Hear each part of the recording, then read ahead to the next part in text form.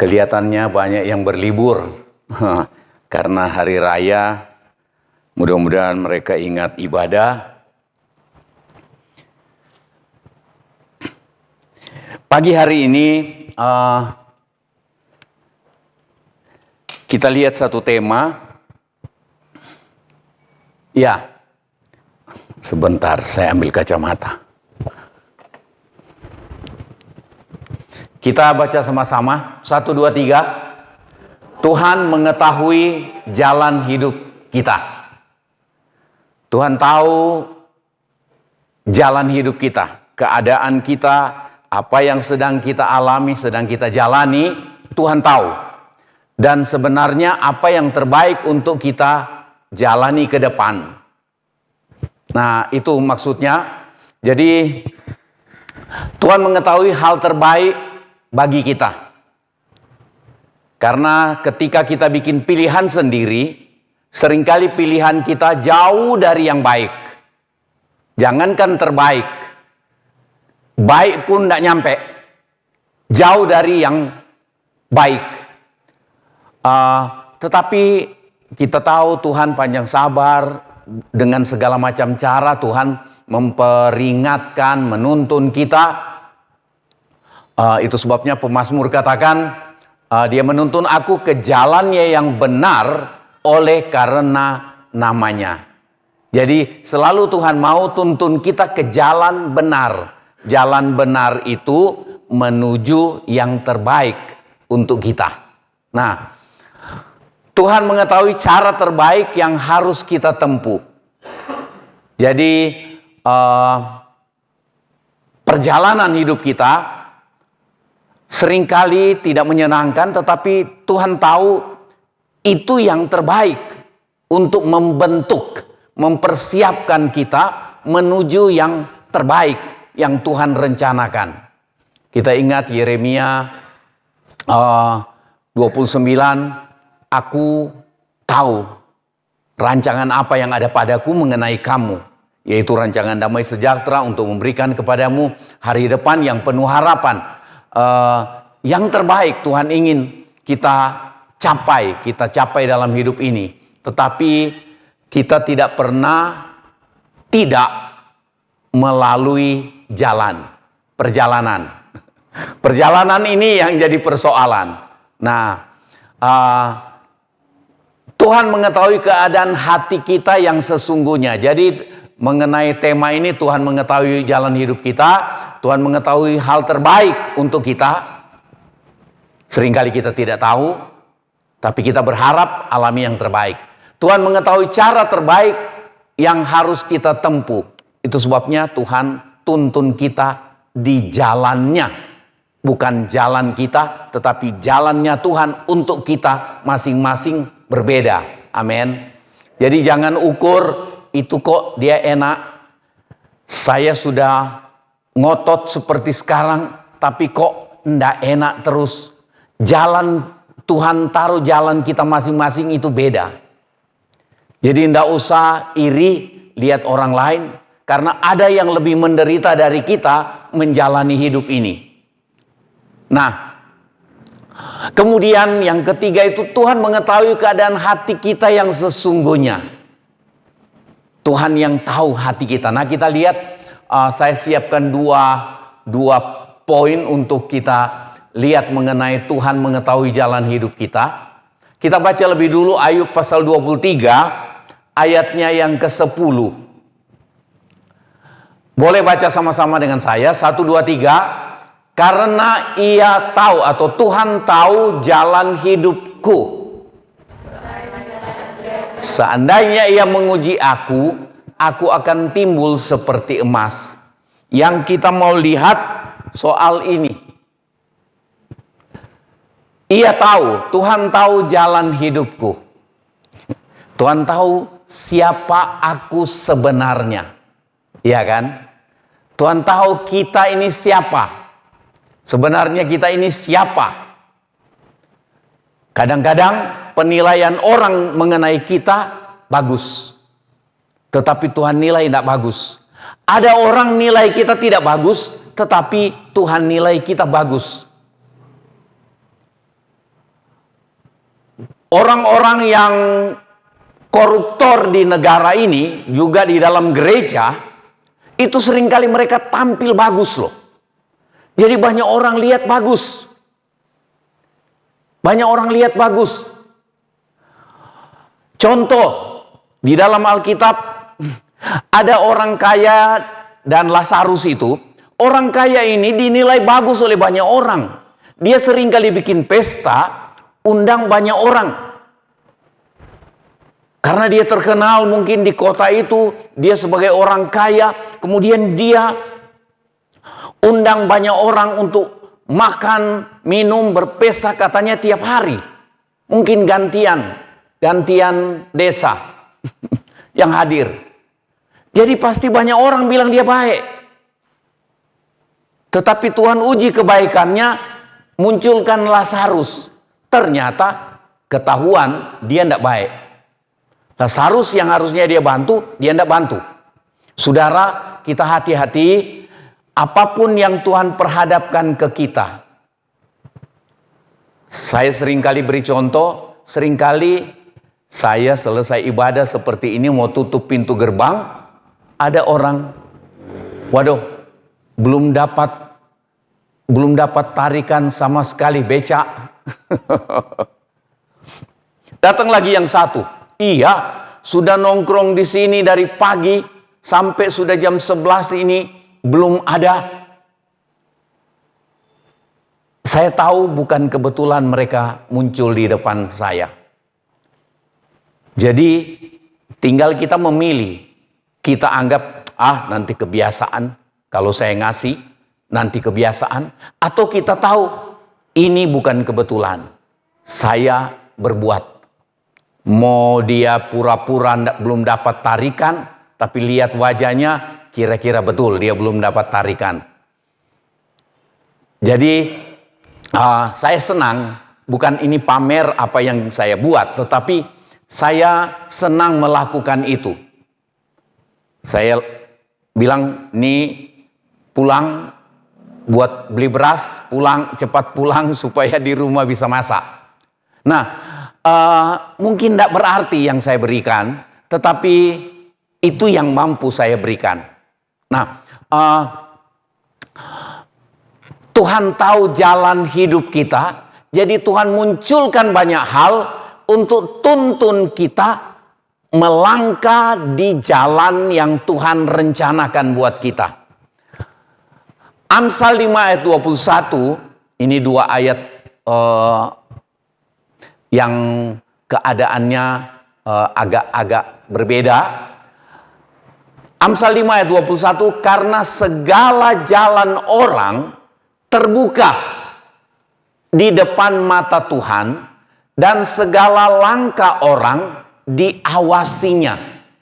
Saudara, kalau kita baca ayat ini, Amsal 5 ayat 21,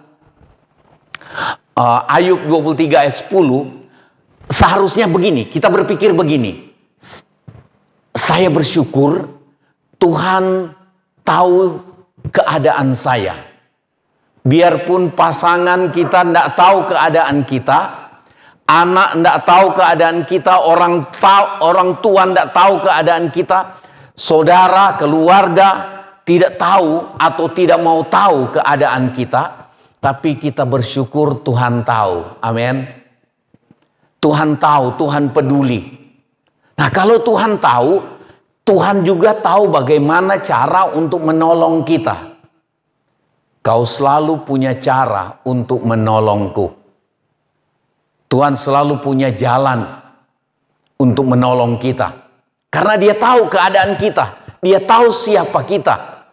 Tapi kalau Amsal 5 ayat 21,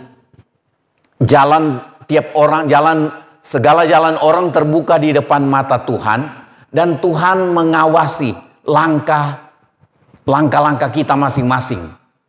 Ini sebenarnya mencegah kita untuk tidak berbuat dan berpikir jahat. Mestinya ini menjaga kita hidup hati-hati. Menjaga kita untuk hidup hati-hati. Ketika kita tahu ayat ini, jalan kita terbuka, artinya tidak ada yang bisa tidak dilihat oleh Tuhan. Tidak ada yang tidak mungkin tidak dilihat oleh Tuhan. Semua Tuhan lihat. Langkah kita cuma sendirian, kita berjalan, kita berpikir, berbicara. Tuhan awasi. Diawasi oleh Tuhan. Nah, mestinya ini, ayat ini, kalau kita ingat ayat ini, mencegah kita untuk melakukan hal yang jahat, hal yang menyimpang, hal yang berdosa. Dan kita terjaga untuk hidup benar. Nah, kalau kita terjaga untuk hidup benar, kita gampang dituntun ke jalan yang benar, menuju kepada keadaan yang terbaik yang Tuhan rancang. Begitu. Jadi kita tidak sembarangan untuk bikin keputusan. Kita berhati-hati. Amin. Nah, yang pertama, Tuhan mengetahui hal yang terbaik bagi kita. Kita lihat Tuhan memberikan yang terbaik. Tuhan merancang dan ingin memberikan yang terbaik, tetapi itu tidak dibawa oleh Tuhan datang ke kita. Tetapi Tuhan tuntun kita melangkah untuk menuju ke yang terbaik Tuhan sediakan. Jadi ada satu perjalanan, ada satu proses, itu lebih populer disebut proses perjalanan. Dan tidak ada orang yang Tuhan bawa alami yang terbaik tanpa melewati proses, tanpa melewati perjalanan hidup. Tapi kita bersyukur Tuhan tahu apa yang sedang kita jalani, apa yang sedang kita lewati. Mungkin ada yang sedang melewati lembah, ada mungkin yang sedang menari-nari di atas bukit, di atas gunung. Tetapi ada yang sedang meratap, melewati lembah. Kok sukar kayak gini? Sementara kita lihat yang lain ada di atas bukit, dia menari-nari sukacita karena pertolongan Tuhan. Tapi perjalanan kita masing-masing, Tuhan tahu bagaimana cara membentuk, mempersiapkan kita supaya ketika yang terbaik itu kita alami, kita tidak mudah untuk jatuh dalam kesombongan, jatuh dalam keadaan lupa diri. Kita ingat Salomo, awal dia melangkah dalam Tuhan, dia begitu bagus. Tetapi lama-lama dia mulai menyimpang, dia ikuti penyembahan istri-istrinya, dia ikuti cara penyembahan bangsa-bangsa di sekitarnya. Karena dia sudah sangat diberkati, sangat terkenal, sangat termasyur, punya hikmat yang luar biasa. Rupanya punya hikmat yang luar biasa, tidak menjamin orang itu kuat bertahan dalam Tuhan. Alami mujizat, berkat luar biasa, tidak membuat seseorang kuat bertahan dalam Tuhan. Sudah terbukti itu. Alami mujizat luar biasa, tapi bukan itu yang mampu membuat dia bertahan setia dalam Tuhan. Tetapi yang membuat kita kuat bertahan untuk setia dalam kehendak Tuhan adalah proses perjalanan yang Tuhan izinkan kita lalui. Nah, Tuhan mengetahui hal yang terbaik untuk kita, itu sebabnya Dia menuntun kita menuju yang terbaik. Nah, tuntunan Tuhan ini yang sering melalui jalan yang apa? Jalan yang kita tidak sukai. Ada banyak kali Tuhan tuntun di jalan yang tidak cocok dengan maunya kita, tidak cocok dengan keinginan kita. Tapi Tuhan tahu itu yang terbaik untuk membentuk, mempersiapkan hati kita untuk tetap melekat dengan Tuhan. Jadi syukuri proses apapun yang Tuhan izinkan kita jalani. Amin. Tiap-tiap hari. Kadang-kadang muncul orang fitnah, muncul fitnahan dari orang-orang terdekat, orang-orang yang kenal kita. Muncul fitnahan, itu bukan kebetulan. Memang dari satu sisi, setan berusaha untuk gagalkan langkah kita mengikuti jalannya Tuhan. Dia ingin belokkan kita ke jalan lain. Tetapi proses yang Tuhan kerjakan dalam hidup kita, Tuhan datangkan itu terjadi atas hidup kita, itu untuk kebaikan kita. Semua baik, semua baik, apa yang telah kau perbuat di dalam hidupku, semua baik. Tapi kadang-kadang ada orang putus asa, dia bilang begini, enak yang ngomong, coba dulu alami seperti saya. Bisa enggak ngomong begitu? Masa suruh kita alami dulu seperti dia, baru kita menasihati dia. Karena perjalanan hidup kita beda-beda. Ada orang yang jatuh dalam perzinahan, kemudian dinasehati. Dia bilang, iya kamu ndak alami. Loh, suruh orang yang menasehati dia, suruh alami berzinahan dulu. Baru dia dengar nasihatnya. Ini sudah terbalik cara berpikirnya. Nah, seringkali melalui jalan yang kita tidak suka atau tidak sesuai dengan jalan pikiran kita. Kita ini kan katanya hatiku adalah rajaku, kan begitu ya? Hatiku rajaku. Jadi kita ini pikiran kita ini kita anggap itu sudah yang terbaik. Nah, itu yang seringkali bikin kita kepala angin untuk dinasehati. Siapapun itu, baik pendeta maupun jemaat, maupun siapapun di dunia ini, termasuk orang-orang di negara kita ini, apa yang ada di pikiran dia ngotot itu yang paling benar. Itu yang bikin kacau. Nah, tidak sesuai dengan jalan pikiran kita. Tetapi Tuhan tahu bagaimana menuntun kita. Jadi rela terima apapun tuntunan Tuhan. Apapun yang terjadi di perjalanan hidup kita. Tuhan tuntun kita ke sana, rela. Salah satu kunci untuk kita tetap alami sukacita, tidak putus asa menjalani hidup ini walaupun sulit, salah satunya adalah rela. Kita tahu Allah turut bekerja dalam segala sesuatu, termasuk hal yang tidak menyenangkan.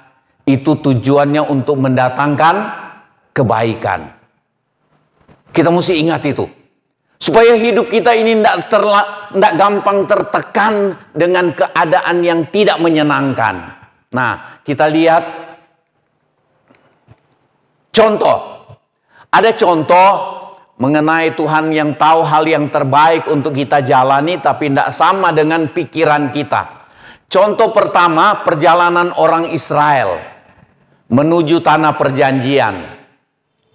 Waktu Tuhan bawa mereka keluar dari Mesir, mereka sudah senang. Tuhan mau bebaskan kita keluar dari penjajahan di Mesir ini. Ketika sampai di pinggir laut,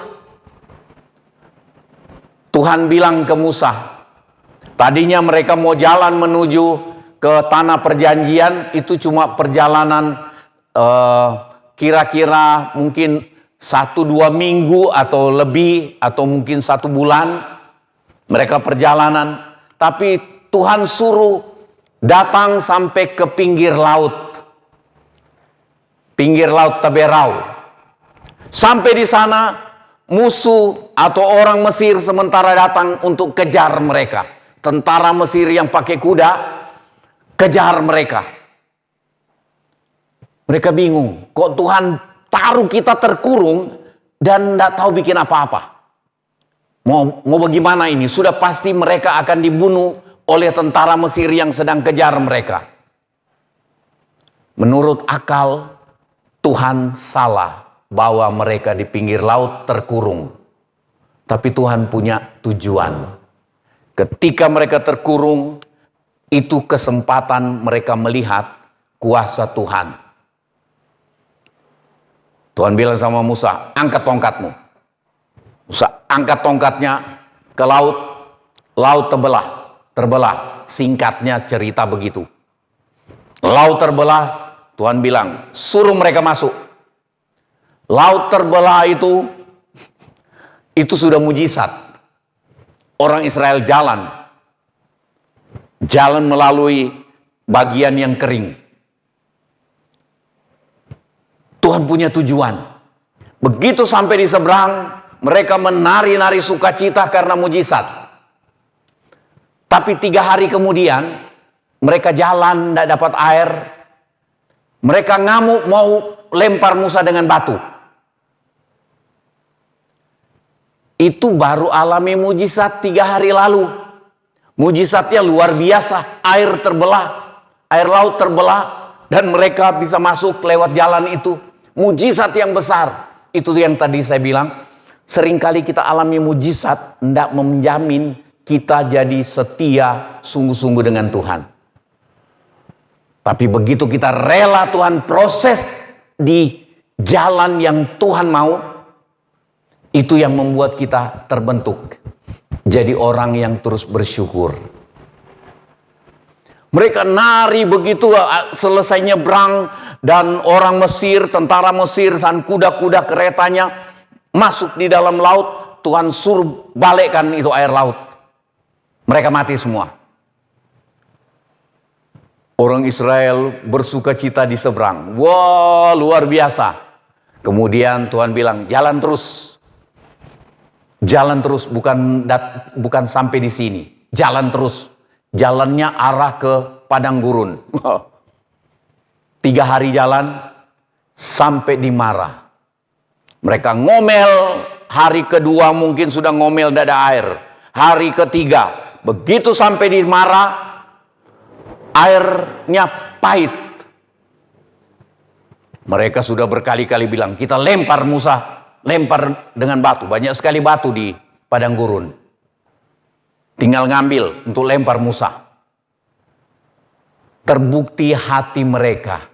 Sebenarnya Tuhan sedang proses mereka. Lihat loh, kalian ini kayak gini. Orang Israel ini orang brutal yang perlu dibentuk. Seringkali hati kita, hidup kita ini brutal, berangasan. Gampang segala macam yang tidak bagus, gampang kita lakukan. Tuhan proses. Akhirnya 40 tahun baru mereka bisa masuk.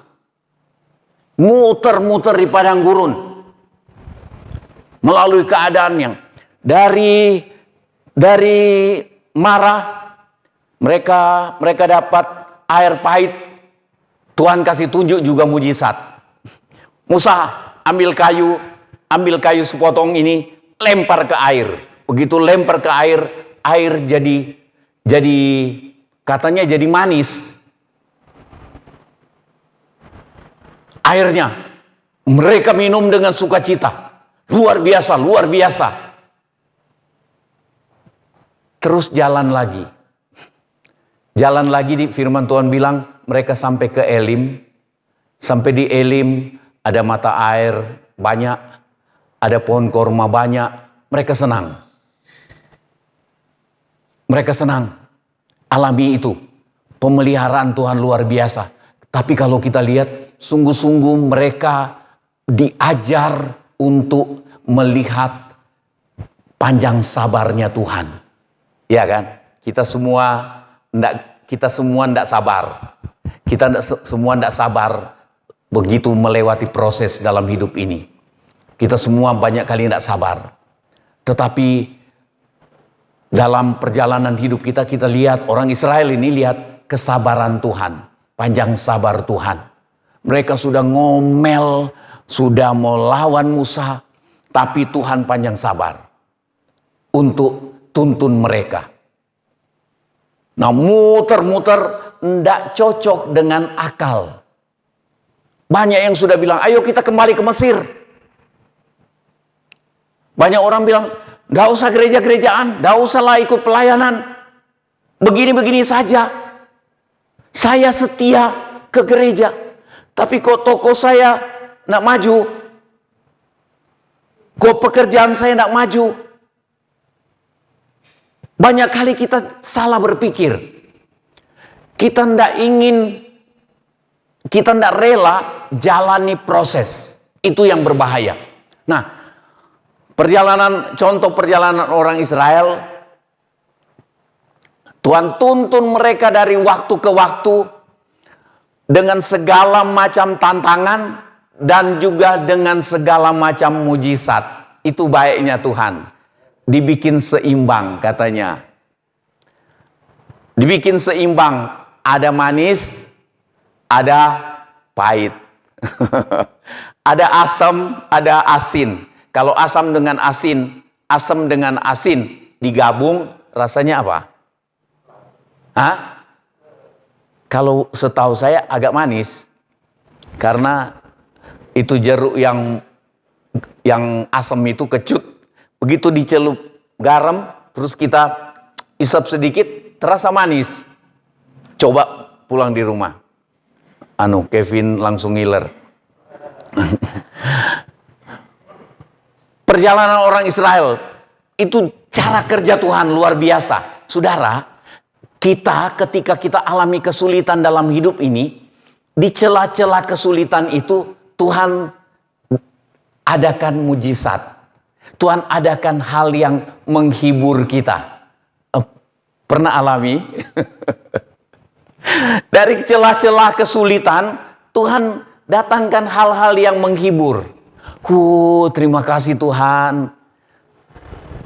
Bukan supaya kita lupa dan terbius, karena tidak ingat lagi itu penderitaan kemarin. Bukan. Tetapi untuk kita bersyukur. Oh, Tuhan pelihara begini caranya. Tapi orang Israel terlalu lambat untuk belajar itu. Kiranya kita tidak terlalu lambat untuk belajar mengenai jalan-jalannya Tuhan. Jalanmu tak terselami. Karena tak terselami, relakan. Begitu. Saya mau jalani tanpa 1000 tanya. Nah, perjalanan Daud juga.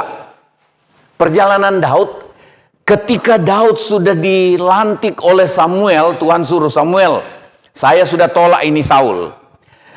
Kamu pergi ke Bethlehem, lantik salah satu anak dari Isai. Samuel datang, nomor 1, nomor 2, nomor 3 keluar, 4, 5, 6 atau 7 keluar. Samuel bilang, enggak ada ini yang dipilih Tuhan. Apa sudah habis anak-anakmu? Oh, ada satu masih muda, tukang jaga kambing, jaga domba. Kalau kakak-kakaknya jadi tentara. Tapi ini Daud jaga domba. Samuel bilang, panggil. Begitu datang, Tuhan bilang, lantik dia. Samuel lantik Daud, diurapi. Kemudian Daud, Tuhan bilang, dia akan jadi raja. Kita tahu semua kisahnya. Nanti sekitar 38 tahun kemudian sekitar 37 atau 38 tahun kemudian baru Daud duduk jadi raja. Ini yang tidak enak, dia dikejar-kejar Saul. Beberapa kali Saul mau tombak dia, tapi tidak kena oleh pertolongan Tuhan. Daud bisa menghindar. Saudara, kalau Daud tak rasa, oh saya ini Tuhan sudah tetapkan untuk jadi raja, pasti saya jadi raja. Jadi begitu Saul tombak, dia diam aja. Dia bilang, pasti Tuhan bela saya, Tuhan hindarkan. Tidak begitu. kalau lihat tombak datang menghindar. Jangan kita anggap, oh saya berjalan di jalannya Tuhan, pokoknya saya nyebrang, tidak usah lihat kiri, lihat kanan, tidak mungkin ketabrak. Ada bagian yang harus kita lakukan.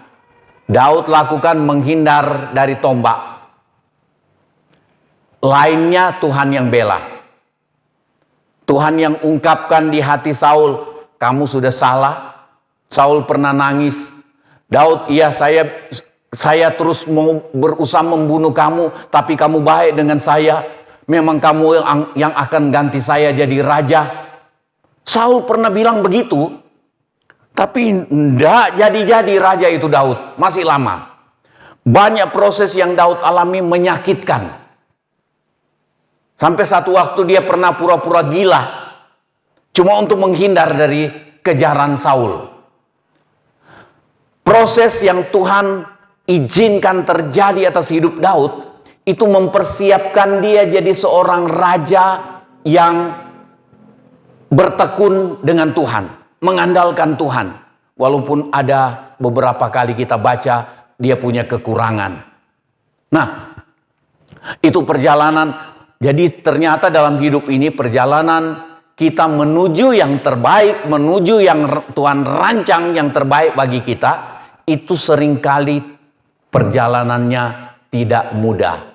Tetapi kunci buat kita tahu Tuhan tahu mengenai keadaan kita. Tuhan tahu kemampuan kita, Tuhan tahu keadaan kita menghadapi perjalanan hidup ini. Tetapi sesulit-sulitnya, Tuhan masih munculkan pertolongan yang luar biasa sehingga kita terhibur sampai hari ini.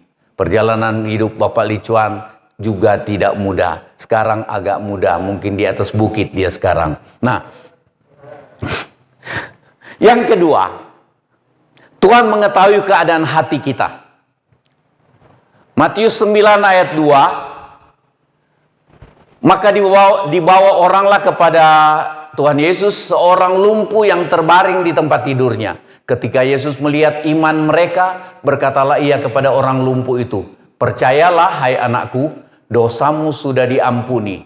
Ketika Tuhan Yesus bilang dosamu sudah diampuni, maksudnya itu sudah mau sembuh orang itu. Ayat 3, maka berkatalah beberapa orang ahli Taurat dalam hatinya. Mereka tidak ngomong, tapi dalam hati. Mereka mulai tuduh Tuhan Yesus, ia menghujat Allah. Karena menurut orang ahli Taurat ini, cuma Allah yang bisa mengampuni dosa orang. Terus mereka dengar Tuhan Yesus bilang dosamu sudah diampuni. Kenapa Tuhan Yesus bilang dosamu sudah diampuni kepada orang lumpuh ini? Karena Tuhan tahu hatinya orang lumpuh. Orang lumpuh punya hati yang cocok untuk diampuni. Amin. Seringkali hati kita cocok untuk diampuni. Atau ada orang mulutnya cocok untuk diampuni. Ucapan mulutnya itu sepertinya dia orang yang cocok untuk diampuni. Tapi Tuhan lihat hatinya tidak cocok diampuni. Itu yang mengerikan. Jadi dia ngomong, dia doa pun bagus sekali kata-katanya. Kadang-kadang ada orang yang disuruh datang doa di satu ibadah besar. Woi, dia doa bagus sekali. Cocok untuk diampuni. Tapi hatinya tidak bagus. Tidak cocok untuk diampuni. Ini orang yang lumpuh. Cocok hatinya Tuhan lihat. Tuhan tahu hatinya cocok untuk diampuni. Dan dikatakan Tuhan Yesus menyembuhkan dia. Tuhan bilang dosamu sudah diampuni. Ada orang yang kebakaran jenggot. Siapa dia ini? Kok berani bilang dosa diampuni? Cuma Allah yang bisa mengampuni dosa manusia. Itu orang Farisi. Mereka bilang dia menghujat Allah. Ayat 4, tetapi Yesus mengetahui pikiran orang-orang Farisi, orang-orang ahli Taurat ini. Tuhan tahu pikiran kita. Hati-hati melihat sesuatu dan kemudian kita mulai menghakimi di dalam hati. Tuhan tahu hati kita. Seringkali kita tidak ngomong, Tuhan, hati kita sudah khawatir. Itu yang bikin kita hidup tidak tenang. Tapi untung ada firman Tuhan bilang, jangan khawatir. Tapi ketika di suratan Petrus, rupanya Tuhan tahu kita banyak kali khawatir juga. Suratan Petrus, kalau Injil Matius Tuhan bilang, jangan khawatir. Filipi katakan, jangan khawatir. Tapi di suratan Petrus pasal 5, 1 Petrus pasal 5, Tuhan bilang, serahkan kekhawatiranmu. Tuhan tahu rupanya kadang-kadang kita tetap khawatir. Tuhan bilang, nah kalau dibilang jangan khawatir, kamu tetap khawatir, itu rugi buat kamu sebenarnya. Tetapi ada panjang sabarnya Tuhan. Tuhan bilang, serahkan khawatirmu. Nah, kita mau serahkan atau kita tetap simpan, itu keputusan kita.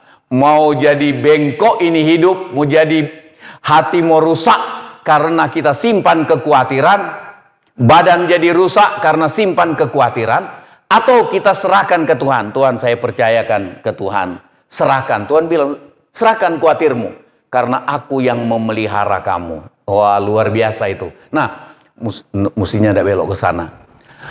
Tuhan Yesus tahu pikiran dari orang-orang ahli Taurat ini. Lalu berkata, mengapa kamu memikirkan hal-hal yang jahat di dalam hatimu? Jahat. Mereka berpikir, di dalam hati mereka berpikir dan menuduh Tuhan Yesus. Dia menghujat Allah. Seringkali kita menuduh orang, menuduh siapapun, kita cuma dengar, lihat, dan kita dalam hati. Dan seringkali kita bukan cuma di dalam hati loh. Seringkali kita mulai cerita ke orang lain penilaian kita. Padahal penilaian kita itu salah. Kita lihat seseorang, kita dengar seseorang, kemudian kita mulai menilai orang itu. Pasti dia kayak gini.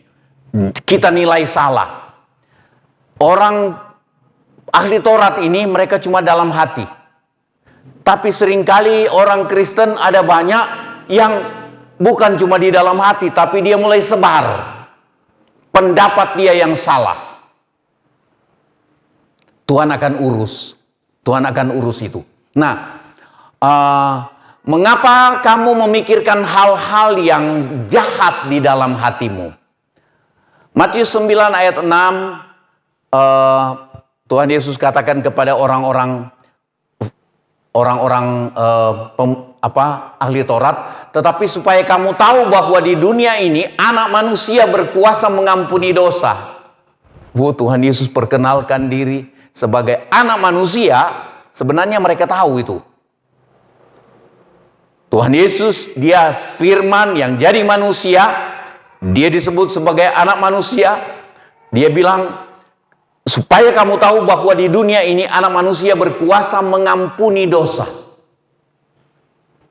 Padahal menurut ahli Taurat itu cuma Allah yang dapat mengampuni dosa manusia. Tapi sebenarnya Tuhan Yesus sedang menyatakan bahwa saya Allah. Firman Allah adalah Allah. Bukan tiga. Tetapi satu kesatuan. Itu penjelasan lain. Kemudian Tuhan Yesus berkata kepada orang lumpuh itu, bangunlah, angkatlah tempat tidurmu, dan pulanglah ke rumahmu. Saudara, ketika hati kita Tuhan kenal, cocok untuk diampuni, seringkali hal-hal yang menekan hidup kita, menurut ini orang lumpuh, dia lumpuh. Kita mungkin jadi lumpuh kasihnya, lumpuh di ekonomi, lumpuh di rumah tangga, dan apa semua. Tuhan bilang, bangun, angkat tempat tidurmu, dan pulanglah ke rumahmu. Itu dimulai dari hati yang cocok untuk diampuni. Langsung bangun si orang lumpuh ini. Dan orang itu pun bangun lalu pulang.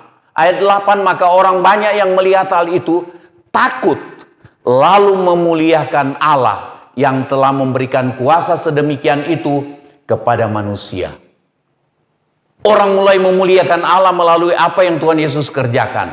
Sementara ada orang lain, orang-orang ahli Taurat ini, mereka berbuat jahat dengan menuduh Tuhan Yesus di dalam hati mereka.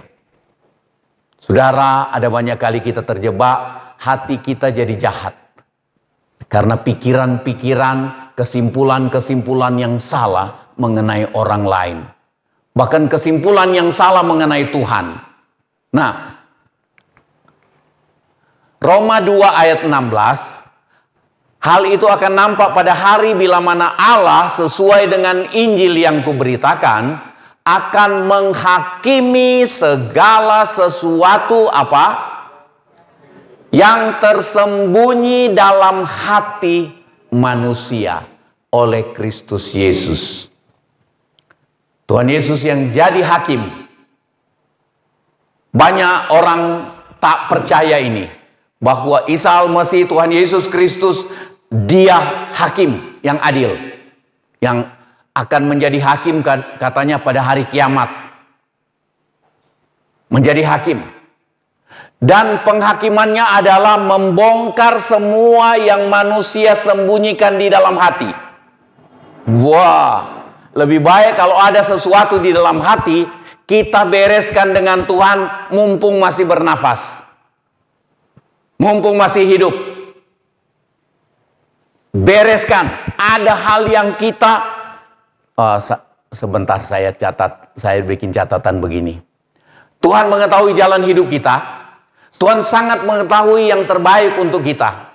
Tuhan mengetahui hati kita lebih dari yang mampu kita sembunyikan. Wah, ada yang kita anggap kita mampu sembunyikan sampai tidak ada orang yang pernah tahu. Tapi Tuhan tahu kita lebih dari apa yang kita mampu sembunyikan di hati. Dan Tuhan tahu, Tuhan kenal kita lebih dari yang kita coba tampilkan diri. Kadang-kadang ya kayak pendeta lah, tampilkan diri kalau pas jemaat lihat, oh kelihatan pendetanya lagi hidup bagus, ngomong bagus. Tapi cuma Tuhan yang tahu yang disembunyikan di dalam hati. Ngeri ini. Lebih baik izinkan bilang, Tuhan, periksa hati saya. Kalau ada engkau dapati yang jahat, yang tidak benar, ingatkan itu dan saya ingin bikin penyelesaian. Amin. Ini yang penting dalam hidup ini. Tuhan mengetahui hati kita lebih dari yang mampu kita sembunyikan. Kadang-kadang orang begitu dia pinter atur kata-kata sampai banyak orang terpesona, ini orang baik. Tetapi hatinya banyak hal yang curang dan jahat. Apalagi menjelang pemilihan pemimpin apapun. Seringkali manis-manis yang ditawarkan, tapi hatinya jahat. Manis-manis yang diucapkan, tapi hatinya jahat. Sudah terpilih baru ketahuan jahatnya. Ini Tuhan akan urus semua. Tadi kita baca Roma pasal 2 ayat 16 itu. Akan diungkap, Tuhan akan bongkar semua yang tersembunyi di hati manusia. Wah, itu dia. Tuhan mengetahui keadaan kita lebih dari yang kita usahakan untuk ditampilkan.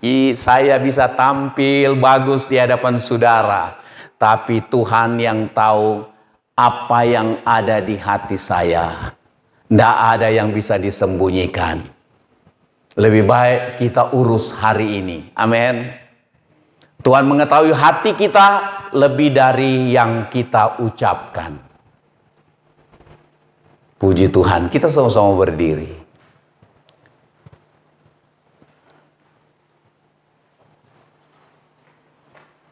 Boleh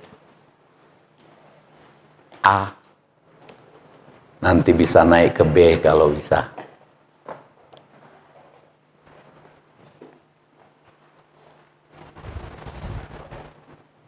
A dulu.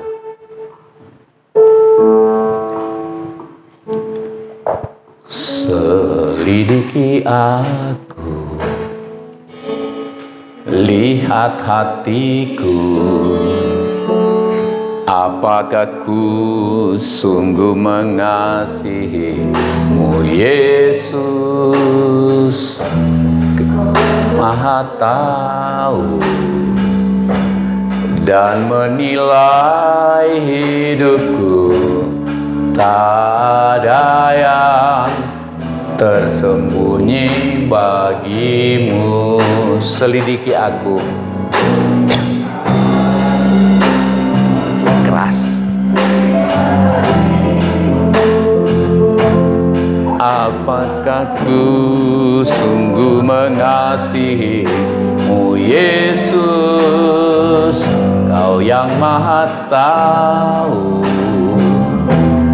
dan menilai hidupku, tak ada yang tersembunyi bagimu. Telah kulihat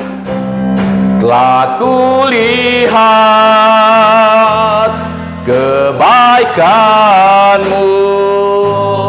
yang tak pernah habis di hidupku. Ku berjuang sampai